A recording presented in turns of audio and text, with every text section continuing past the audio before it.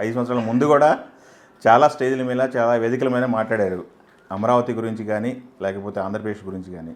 మీ కళ సాకారమైందని చెప్పుకోవచ్చు. డబుల్ కాంగ్రెస్ చెప్పింది అందుకే. Thank you. మీరు ఊహించారా ఈ విక్టరీ అనేది? అసలు చాలా సందర్భాల్లో చాలా ఇంటర్వ్యూ మీకు తెలుగు వన్కి ఇచ్చిన ఇంటర్వ్యూలోనే యజ్ఞమూర్తి చేసిన దాంట్లోనే ఉంటుంది, కాలం చెక్ చేసుకోండి. చాలా డిజాస్ట్రస్ రిజల్ట్ వస్తుంది జగన్మోహన్ రెడ్డి గారికి అని చెప్పాను నేను.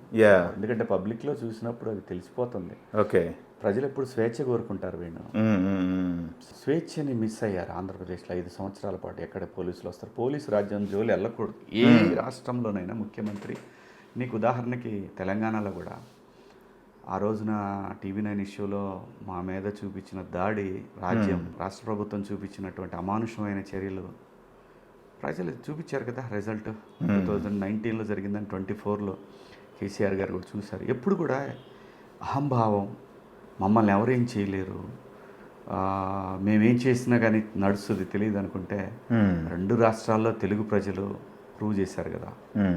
ఎప్పుడు ప్రజల కంటే ప్రభుత్వాలు గొప్పవి కాదు. ప్రజలు తలుచుకుంటే ఓవర్ నైట్ కూల్చేస్తారు.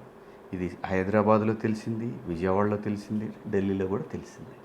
సో ప్రజల కంటే ఎవరు గొప్పవాళ్ళు కాదు. ఇక్కడ నాయకులు అహంకారంతో మేము దేవుళ్ళుగా చూపించాలని ట్రై చేస్తే ప్రజలు అస్సలు అంగీకరించరు. ప్రజాస్వామ్య దేశాల్లో ఇలాంటివి నడవు. డిజాస్టర్కి కారణం అంటే ఏం చెప్తారు? డిస్కనెక్ట్ అవ్వటమేనా? జనాలతో డిస్కనెక్ట్ అవ్వటమేనా? యాక్సెసిబిలిటీ లేకపోవడం? అలా ఒకటని కాదు. కర్ణుడి చావుకి 100 కారణాలు అంటారు. అలాంటిదే ఇది కూడా. జగన్మోహన్ రెడ్డి గారు అధికారం కోల్పోవటానికి అలాంటివే. అది కాకుండా వాలంటరీగా కొంతమంది అభిమానులు ఉంటారు అన్ని పార్టీలకి. ఇప్పటికి కూడా వాళ్ళు చేస్తున్న అరాచకమైనటువంటి కామెంట్స్ ఇవి వాళ్ళు కూడా ఒక రీజన్. జగన్మోహన్ రెడ్డి గారి ఓటమికి ఈ వీరాభిమానుల పేరుతో ఉంటారు చూసావా, ఏమీ తెలుసుకోకుండా ఎక్కడో కూర్చొని కామెంట్స్ వదులుతూ ఉంటారు చూసావా, వాళ్ళు కూడా ఒక కారణం.